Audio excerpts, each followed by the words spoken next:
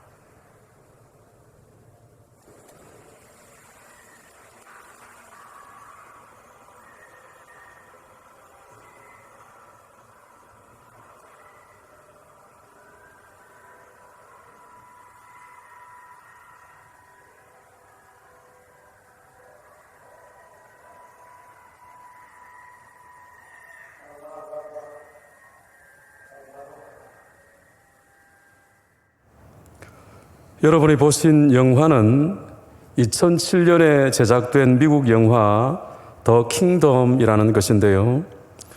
사우디아라비아의 리야드라고 하는 도시에 서양인 주택가 밀집 지역에서 일어난 엄청난 폭탄 테러의 장면을 여러분들께서 보셨습니다. 이 테러범들을 잡기 위해서 미국 CIA의 폭탄 전문가 그리고 법의학 전문가 등 최정예 요 4명이 사우디아라비아 현지로 투입이 됩니다. 그들은 현지에 도착해서 사우디 정부에 도움을 요청합니다만 사우디 정부는 수사에 협조하지 않을 뿐더러 그들에게 5일 안에 모든 것을 마치고 철수하라고 명령을 내리며 강요합니다. 그들에게 주어진 시간은 단 5일 뿐이었는데요. 그 안에 테러범을 잡아야 했습니다. 영화는 이런 이야기로 숨막히게 진행이 됩니다만 지금 여러분이 보신 이 영화의 첫 장면 가운데 여러분이 주목하셔야 될 부분이 있습니다. 바로 이 사진들입니다.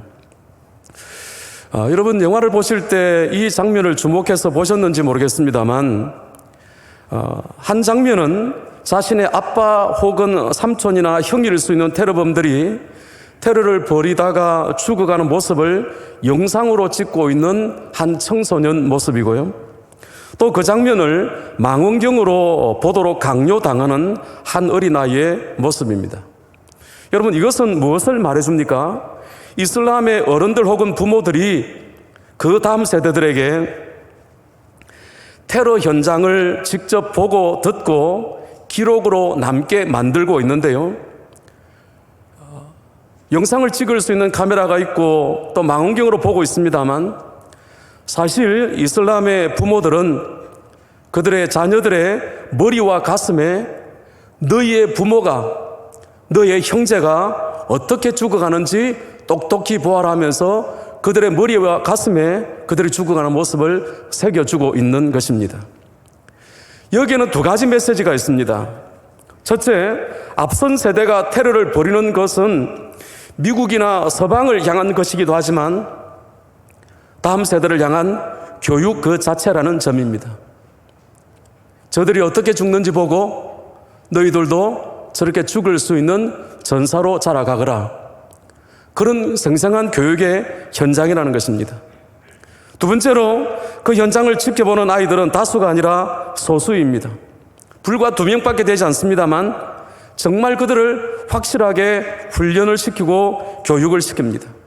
그리고 그들에게 무언의 교육을 하지요. 너희들도 아빠처럼 삼촌처럼 형처럼 저렇게 이슬람의 대의를 위하여 죽어갈 수 있어야 된다. 바로 이것이 IS나 이슬람 테러범들의 교육입니다. 정말 소름 돋는 그들의 교육의 현장이지요. 그러면 오늘 우리의 교육 현장으로 돌아와 볼까요? 이들과 비교되는 우리의 교회 교육은 어떻습니까? 우리는 다음 세대를 어떻게 키우고 있습니까? 오늘 본문은 성경 역사상 가장 극적인, 어쩌면 만화에나 나올 법한 승리를 거둔 한 사람의 이야기입니다. 그의 이야기를 우리가 보려는 이유는 우리도 IS나 이슬람보다 더 강한 용사로 키울 수 있는 길이 있다는 것을 말씀드리기 위해서입니다. 우리의 다음 세대를 영화의 아이들보다 더 강한 믿음의 전사로 키우는 방법이 있다면 그것은 무엇일까? 우리 모두가 고민해야 되고 우리 모두가 찾아야 될 대답이지 않겠습니까? 본문의 이스라엘은 현재 전쟁 중입니다. 당시 가장 강력한 적대 국가였던 블레셋의 침공에 의해서 지금 이스라엘은 굉장히 곤란한 상황에 있었습니다. 블레셋이 그때 이스라엘을 침공한 데에는 이유가 있었습니다.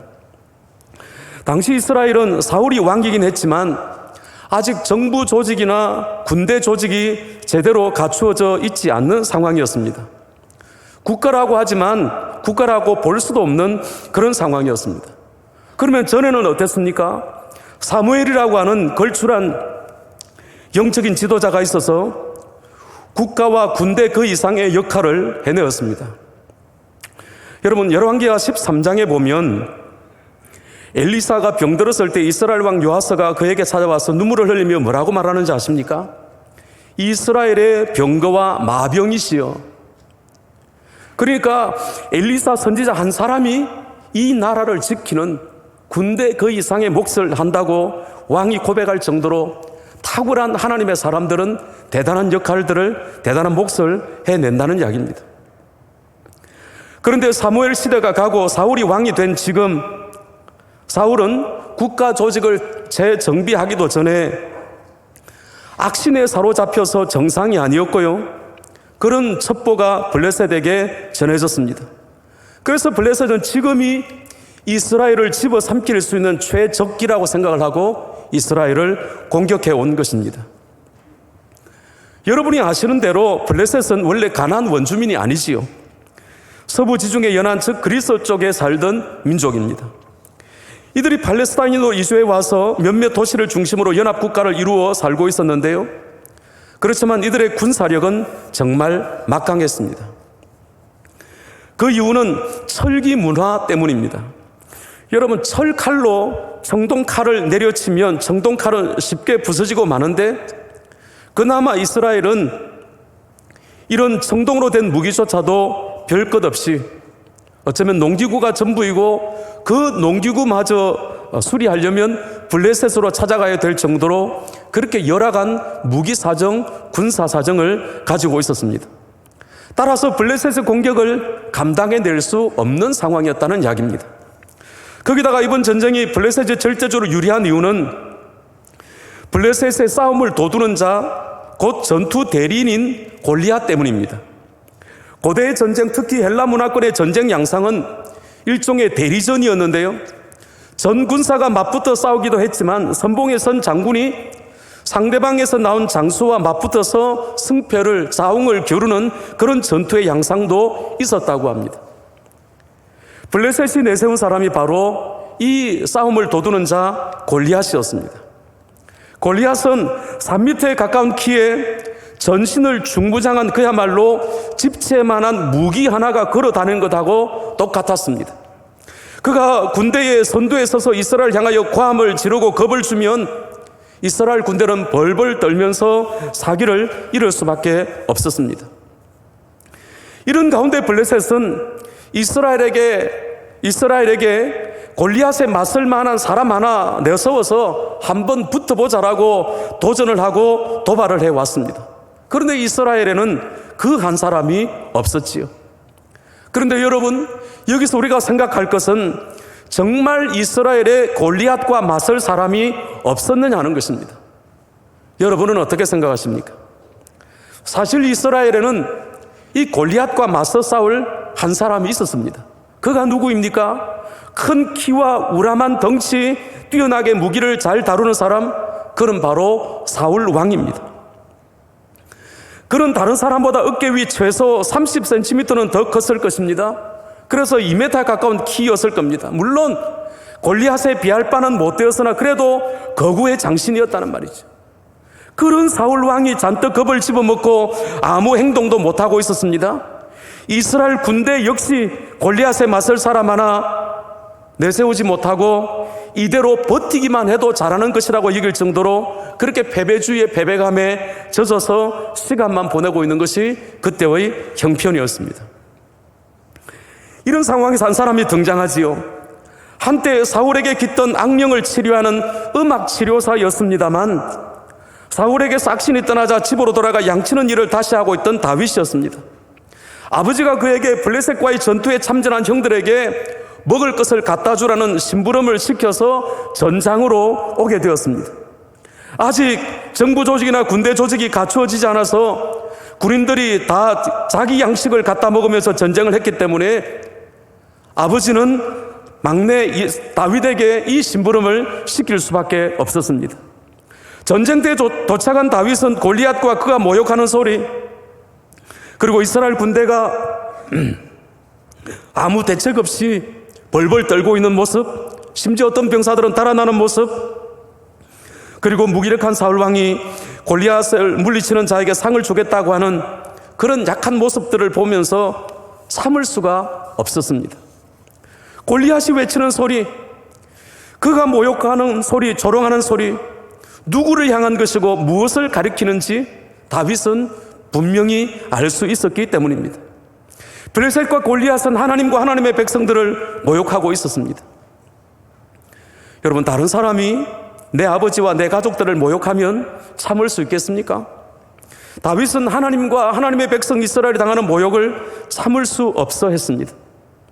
그리고 전능하신 하나님을 믿는 이스라엘 군대가 벌벌 떠는 모습, 하나님 없는 자보다 더 못한 모습을 보이는 것을 보고 그는 분노를 가졌습니다. 그래서 자신이 골리앗과 싸우겠다고 나섰습니다. 그때 형들이 말리지요. 아니, 아직 어린 네가 전쟁이 무슨 장난이냐? 지금 여기 있는 군인 아저씨들이 뭐 할 일이 없어 이러고 있는 줄 아느냐? 우리의 임금님 사울 왕이 또 수많은 장군들이 지금 이렇게 있는 모습이 내 눈에는 그렇게 우습게 보이더냐? 뭐 갓갓 말을 하면서 아마 다윗을 나무랐을 것입니다. 그렇지만 골리앗과 한번 붙어보겠다고 말한 이 다윗의 행동은 이스라엘 진영에서는 처음 나온 것이었습니다. 아직 어린 소년의 행동이었지만 얼마나 드문, 얼마나 귀한 행동이었던지 사울 왕이 한번 만나나 보자 하고 불렀습니다. 그때 다윗은 사울 왕에게 뭐라고 말합니까? 자신이 목동으로서 사자와 곰을 싸워 이김으로 양들을 보호했다면서 살아계신 하나님께서 양떼와 비교할 수 없는 당신의 백성들을 이 이방인의 손에서 구하시는 것은 너무나 당연한 일이라고 확신 있게 말을 합니다. 그 확신이 얼마나 당차고 당당하든지 사울 왕은 일단 그를 믿어보기로 하고 그에게 자신의 투구, 갑옷, 칼을 주지요. 그러나 다윗은 자기에게 맞지 않고 도리어 거추장스러운 그것을 다 버려버립니다. 그리고는 양칠 따던 방법대로 막대기와 물맷돌 5개를 준비하여 골리앗을 향해 나아갔습니다. 여러분, 그 장면을 한번 상상해 보시기 바랍니다. 인터넷으로 다윗과 골리앗을 치니까 여러분들이 보시는 이런 사진들이 나왔습니다. 정말 괜찮은 비유 아닙니까? 거구의 스모 선수와 맞붙은 어린 소년, 탱크를 향해서 돌을 던지는 한 소년, 골리앗과 다윗의 싸움이 바로 이런 모습이라는 겁니다. 어쩌면 이보다 더 심각한 모습일 수도 있었을 것입니다. 여러분, 다윗은 정말 아직 어린 소년이었습니다. 아버지의 심부름을 갖고 도중에 어떤 행동을 할지 몰라서 아버지는 그에게 심부름한 증거를 요구했고, 형들이 보기에는 전쟁을 재미로 구경하는 그런 아이로 보이는 그것이 다윗의 모습이었다는 것이죠. 골리앗도 어이가 없어서 나를 뭐 옆집 강아지로 알고 이러느냐 하면서 다윗을 경멸하며 저주했습니다. 그런데 여러분, 이 말도 안 되는 두 사람이 맞붙은 싸움의 결과는 어땠습니까? 모두의 예상 밖이었습니다. 골리앗이 다윗의 물맷돌에 맞아 꼬꾸라졌습니다. 그리고 골리앗은 자신의 칼에 의해서 죽음을 당했고, 블레셋 군대는 선봉장을 잃자 모두 도망하고 말았습니다. 사랑하는 교사 여러분, 사랑하는 성도 여러분, 여러분은 이 이야기를 사실로 믿으십니까? 이것이 실제로 일어난 사건인 줄로 믿으십니까? 그리고 지금도 살아계신 하나님을 믿는 자들을 통해서 이런 말도 안 되는 일이 얼마든지 일어날 수 있다는 것을 믿으시는지요? 오늘 우리는 바로 이 질문에 대한 대답을 우리가 스스로 내려야 되고, 아이들에게 이 대답을 갖게 해줘야 될 것입니다. 어린 다윗이 거인 골리앗과 맞서 싸워 이기고 이스라엘로 블레셋에게 승리하게 만든 이유, 거기에는 비결이 있었습니다. 그것이 무엇일까요? 그것은 바로 다윗이 골리앗과는 또 다른 강력한 전사였다는 것입니다. 어떤 점에서 다윗은 전사였을까요? 그리고 우리는 어떤 점에서 우리의 다음 세대를 다윗 같은 전사로 키워야 하는 것일까요? 첫째로 다윗에게는 야성이라고 하는 무기가 있었습니다. 여러분, 야성이 무엇입니까? 잡초라고 부르는 야생초들은 일반 작물들과는 달리 열악한 조건 속에서도 끈질긴 생명력을 드러내는데요, 그 이유는 바로 그 잡초 속에 있는 야성 때문이라고 합니다. 이에 비해 가꾸는 작물들은 대부분 인간에 의해서 길들여지므로 인간의 도움이 없이는 제대로 자랄 수가 없죠. 그러니까 야성이 무엇입니까? 누군가의 도움 없이 홀로 살아내고 홀로 싸우고 홀로 이겨내는 것입니다. 다윗에게 어떻게 이런 야성이 생긴 것일까요?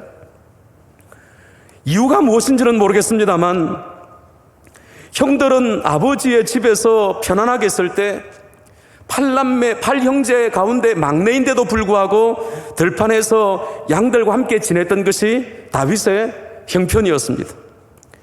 양들과 즐겁게 놀 때, 목동 아저씨들과 일할 때는 몰랐습니다만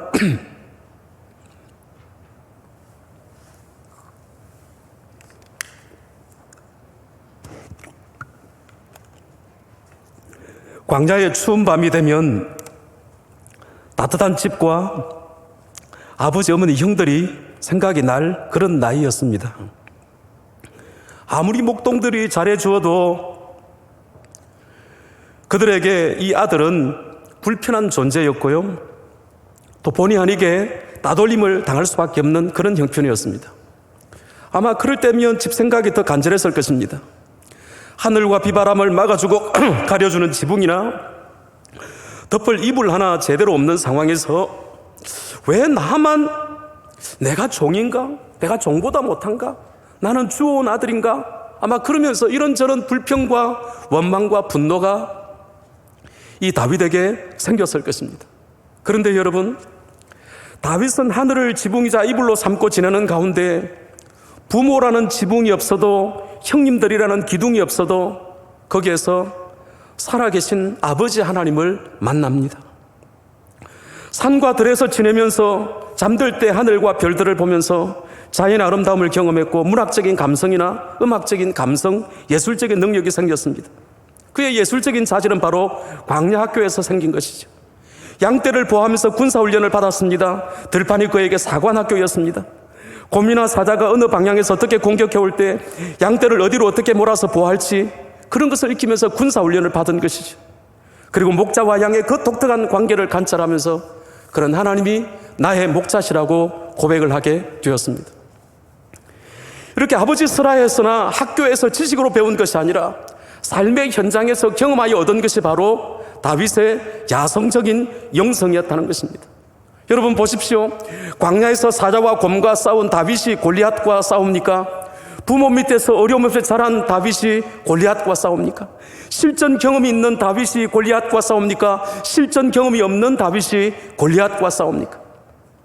그러므로 성도 여러분, 우리가 다음 세대에게, 우리의 자녀들에게 완벽한 것을 주려고 하지 말아야 되겠습니다. 모든 것을 다 해주려고 하지 말아야 되겠습니다. 저는 요즘 부모님들을 보면서 하나님이 당신의 자녀를 기르시고 훈련하시고 키우실 그 여지를 막아버리는, 그 틈을 막아버리는, 하나님이 일하실 것을 차단해버리는 그런 일을 하고 있다는 생각에 얼마나 안타까운지 모릅니다. 저희 가정 얘기를 해서 죄송합니다.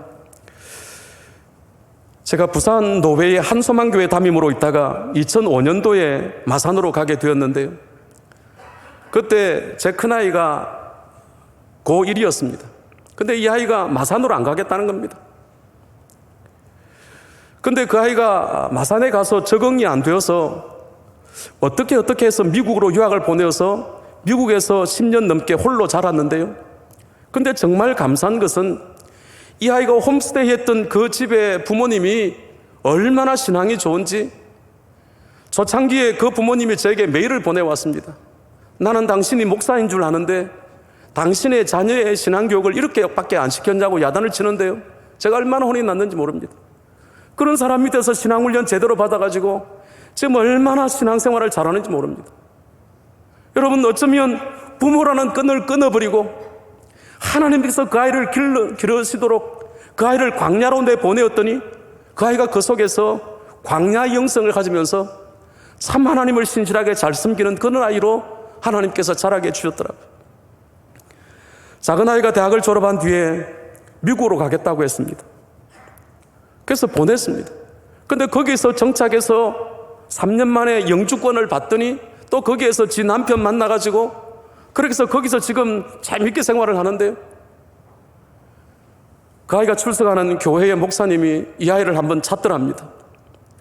도대체 우리가 잘 모르는 한 아이가 꼬박꼬박 11조를 이렇게 보내는데 이 젊은이가 누군지 궁금하다. 사랑하는 여러분, 우리 부모라고 하는 이 차양막을 거두어버리고 하나님께서 친히 개입하셔서 그들을 길러주실 그런 야성 깊은 자리로 우리의 자녀들을 몰아내었더니 하나님께서 만나주시고 하나님께서 길러주시고 하나님께서 우리가 할 수 있는 것보다 더 큰 신앙의 사람으로 키워주시는 그런 일들을 경험을 하면서 우리의 다음 세대들을 그렇게 길러야 되지 않겠느냐는 겁니다.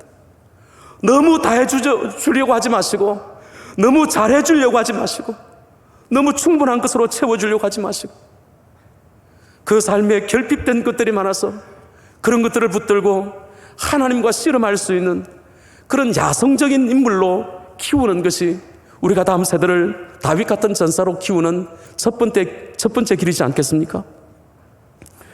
두 번째, 다윗이 골리앗보다 더 강한 전사였던 이유는 현실에 기반을 둔 영성, 체험적인 영성을 가졌기 때문입니다. 34절부터 37절 제가 성경을 조금 빨리 읽겠습니다. 다윗이 사울에게 말하되 주의 종이 아버지의 양을 지킬 때에 사자나 곰이 와서 양떼에서 새끼를 물어가면 내가 따라가서 그것을 치고 그 입에서 새끼를 건져내었고 그것이 일어나 나를 해하고자 하면 내가 그 수임을 잡고 그것을 쳐 죽였나이다. 주의 종이 사자와 곰도 쳤은즉 살아계시는 하나님의 군대를 모욕한 이 할례 받지 않은 블레셋 사람이리까 그가 이 짐승이 하나와 같이 되리다. 또 다윗이 이르되 여호와께서 나를 사자의 발톱과 곰의 발톱에서 건져내셨은즉 나를 이 블레셋 사람의 손에서도 건져내시리다. 여러분 가운데 어린 시절에 사자나 곰하고 싸워 보신 적 있는 분 한번 손 들어 보시죠. 혹시 동물원에서 사자나 곰하고 나란히 사진 찍어 보신 분 계십니까? 여러분, 다윗은 그 무슨 짐승들과 목숨을 걸고 싸우면서 이것이 내 힘으로 되는 것이 아니라 이 싸움이 내 힘으로 내 방법으로 이기는 것이 아니라 하나님께서 이기게 해주신다고 하는 실전 경험을 그가 가지게 됩니다. 성도 여러분, 우리 자녀들에게 이런 실전 경험을 길러줘야 되지 않겠습니까? 도망가지 않는 법, 싸워 이기는 법을 가르쳐야 된다는 것이죠. 선생님이 대신 싸워주고, 부모가 대신 싸워주고, 사회가 대신 싸워주고, 국가가 대신 싸워주면 얼마나 유약한 아이들이 되겠습니까? 여러분, 저는 이제 우리 교회에서 한번 시도를 해보려고 하는데, 거제 교회나 여러분의 교회에 어린이들만의 금요 기도회가 있는지 모르겠습니다. 저는 초등학생들 금요 기도회가 생겨나야 된다고 봅니다. 안 된다, 못한다고 하는 시대에 우리는 더 강하게, 더 확신 있게 밀어붙여야 되지 않겠습니까? 초등학생들에게 학교 교회를 만들라고 하십시오. 너희 학교에 다른 교회 친구들하고 모여가지고 점심시간이나 다른 시간에 잠시 모여서 기도회하는 너희 학교 교회를 만들어보라고 해서 그렇게 학교 교회를 개척하라고 해보십시오.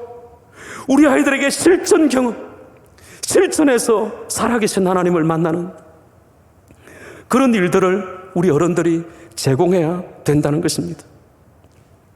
세상에 대해서 겁먹지 말아라. 사람에 대해서 겁먹지 말아라.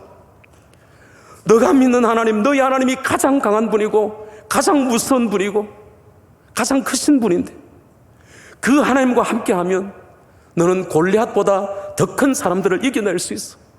우리 한번 해보자. 현실 속에서 살아계신 하나님을 경험하게 만드는 그런 자녀들로 키울 때 다윗 같은 전사로 자라지 않겠습니까? 세 번째, 다윗이 골리앗보다 강력한 전사였던 이유는 모든 문제를 하나님의 눈으로, 신앙의 눈으로 바라보는 시각을 가지고 있었기 때문입니다. 골리앗과 블레셋과 마주하고 있는 사울 왕과 이스라엘 군대를 보십시오. 그들은 힘의 논리, 강함과 약함의 논리에 사로잡혀서 꼼짝 못하고 있습니다. 그러나 다윗은 어떻습니까? 먼저 골리앗의 말을 들어보십시다. 43절부터 44절. 내가 나를 개로 여기고 막대기를 가지고 내게 나왔느냐 하고 그의 신들의 이름으로 다윗을 저주하고, 내게로 오라, 내가 네 살을 공중의 새들과 들짐승들에게 주리라.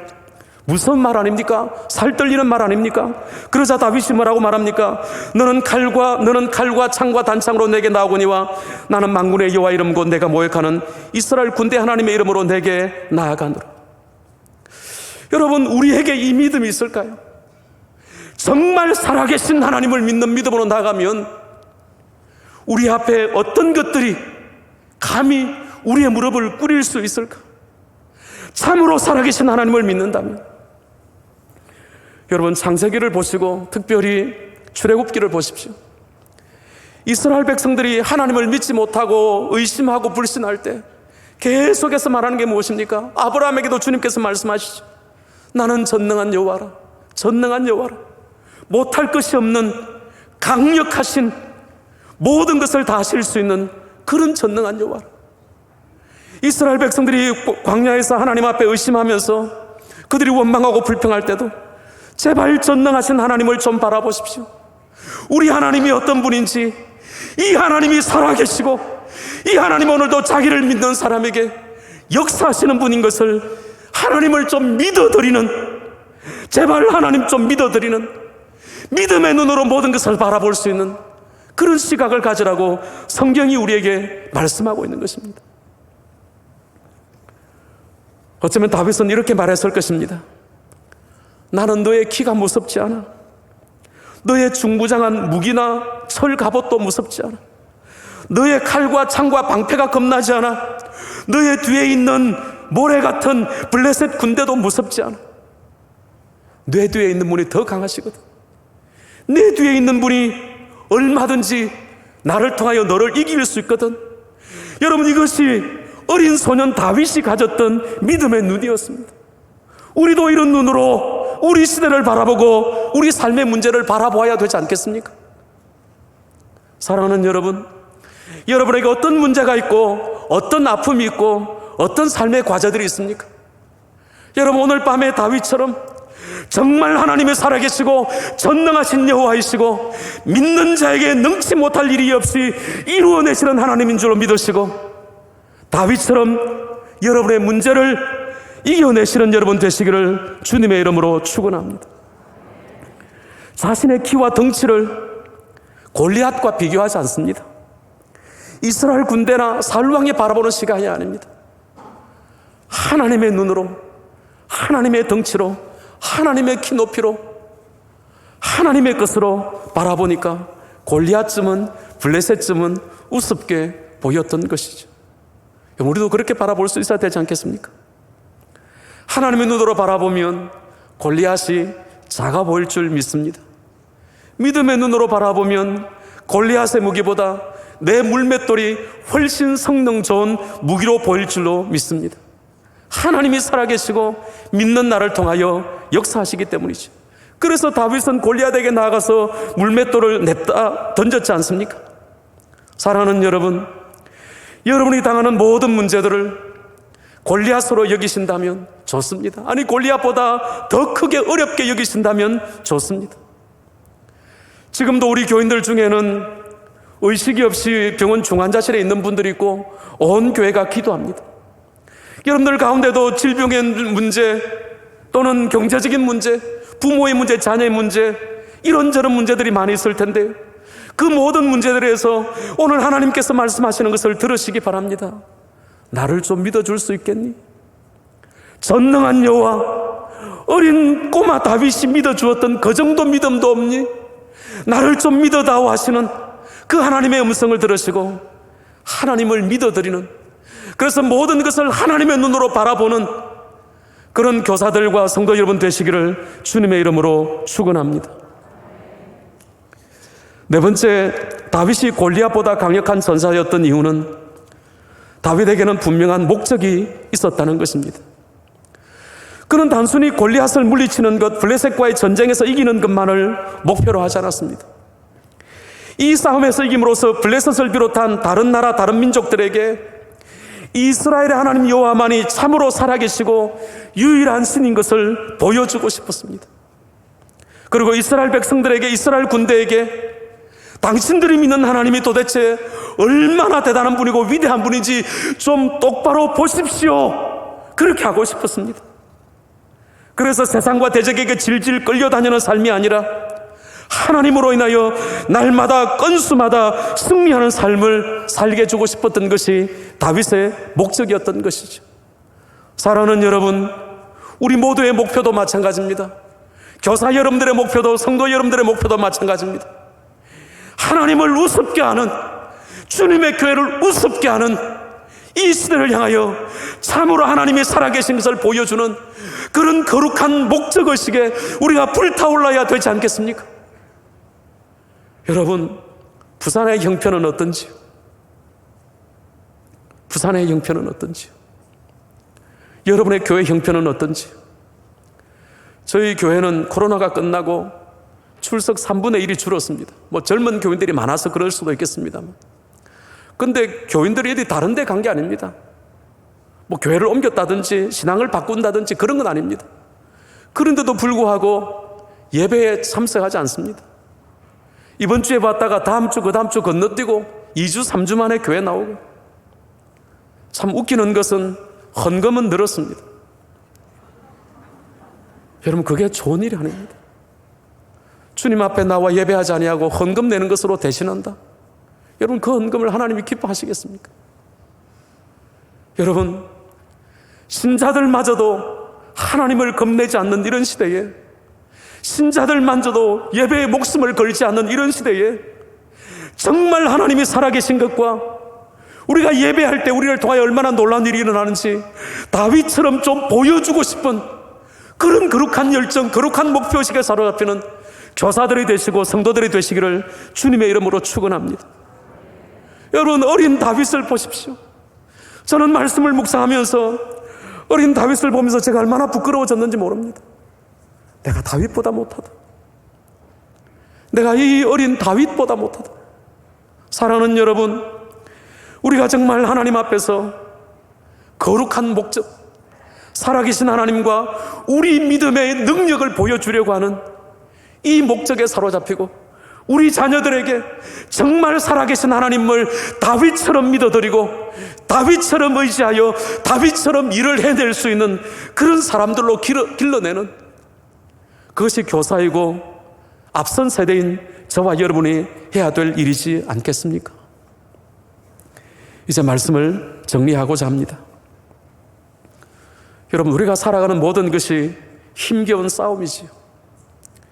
지금까지 힘겹게 살아왔는데, 그런데 참 안타까운 것은 우리의 다음 세대들에게 남겨진 싸움은 지금보다 더 힘겨운 싸움이 될 것이라는 점입니다. 저는 저희 교회 부목사님들을 보면서 참 안타깝습니다. 저는 이렇게 목회하다가 끝날 것 같습니다. 그런데 그들이 담임 목사가 되면 교회가 어떨지, 교인들의 예배 생각, 하나님을 향한 믿음, 열정, 헌신, 봉사, 충성, 이런 것들이 어떻게 될지 불을 보듯 뻔합니다. 이럴 때에 우리가 어떻게 해야 되겠습니까? 어쩌면 이 과도기적인 시대에 우리가 적당히 양보하면서 적당히 새로운 대안을 찾는 것이 우리의 방법일까? 저는 그것이 아니라고 믿습니다. 더 해야 됩니다.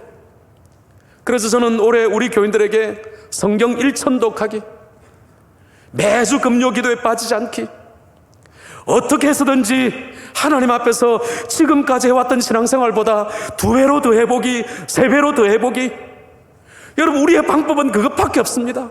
양보해주고 물려주고 조금씩 타협해 가다가는 전부를 잃을 판입니다. 아니요, 오히려 죽을 각오로 더 해야 될 그런 자리에 있다고 봅니다.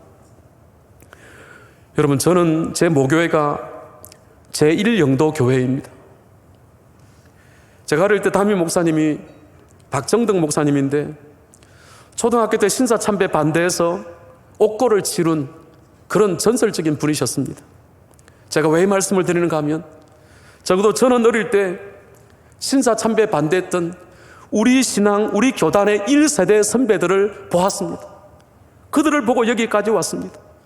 그렇다면 우리의 다음 세대들에게 여러분, 우리는 어떤 모습을 보여줘야 될까요? 저를 비롯해서 앞선 세대 목사들이 저는 순교할 각오해야 된다고 생각합니다. 여기에 있는 교사들이 순교할 각오해야 된다고 생각합니다. 우리가 죽는 모습을 보여줘야, 우리가 하나님 때문에, 신앙 때문에 죽는 모습을 보여줘야 우리의 다음 세대들이 올곧게 신앙의 길을 갈 수 있지 않겠습니까?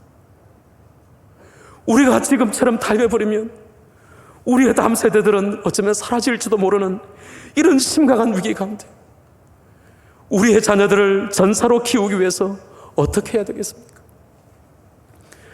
여러분, 저는 초등학생 때가 정말 중요하다고 생각합니다. 우리 자녀들이 법대도 가고 의대도 가고 사관학교도 가고 정치인도 되고 문학가도 되고 음악가도 되고 다양한 분야에서 최고가 되었으면 좋겠습니다. 그러나 그리 되기 전에 그들을 먼저 다윗 같은 신앙 사관학교로 먼저 보냅시다. 부모가 다 해주기보다 자기 스스로 하나님과 씨름하고 하나님을 만나고 자기 스스로 자신의 문제를 해결하고 자기 스스로 분명한 하나님의 살아계심과 역사와 능력을 경험하고 하나님의 살아계신 것을 보여주고 싶은 그런 거룩한 사명감에 사로잡히도록 그들을 광야로 몰아내고 그들을 전장으로 몰아내고 그들로 기도 자리에 몰아내고 그들로 홀로 싸워서 이겨낼 수 있는 자리로 몰아내는 그런 우리가 되어야 되지 않겠습니까? 위험하다고 생각하십니까?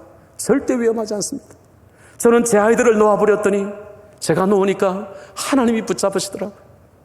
여러분의 유치원생 아이들을, 여러분의 초등학교 1, 2, 3학년 아이들을 한번 여러분이 한번 과감하게 놓아보십시오. 그러면 하나님이 붙드실 겁니다. 다윗을 붙드셔서 다윗을 최고로 기르신 그 하나님께서 그 아이를 붙드셔서 그 아이를 최고로 만들어 주시지 않겠습니까? 지금이 위기라고 말을 합니다만 사울과 이스라엘 군대에게는 위기였습니다. 그러나 다윗에게는 기회였습니다. 부산에 있는 주님의 교회, 교회학교 교사 여러분, 그리고 성도 여러분, 저는 지금이 최고의 기회인 줄 믿습니다. 정말 우리의 다음 세대들과 그리고 점점 열정과 신앙이 식어가는 사람들에게 그리고 교회를 배관시하는 이 시대를 향해서 하나님이 살아계신다는 것을, 우리가 믿는 믿음이 진짜인 것을, 이 믿음을 통해서 얼마나 놀라운 일들이 일어나는지를 보여줄 수 있는 그 기회가 바로 지금이라는 것입니다. 지금을 붙들지 아니하면 우리에게 다시는 기회가 없을 것입니다. 지금을 붙드십시다. 사랑하는 교사 여러분, 지금이 우리에게 기회입니다. 지금이 교회 교육의 기회이고 교회 부흥의 기회이고, 저는 분명하게 믿습니다. 우리 하나님 앞에 죽을 각오하며 다시 말씀과 기도와 예배 자리에 올곧게 서서 이 믿음의 싸움을 다윗처럼 해내면 하나님이 이기게 하실 것입니다. 교육 현장에서 이기게 하실 것이고 교회 부흥의 자리에서 이기게 하실 것입니다.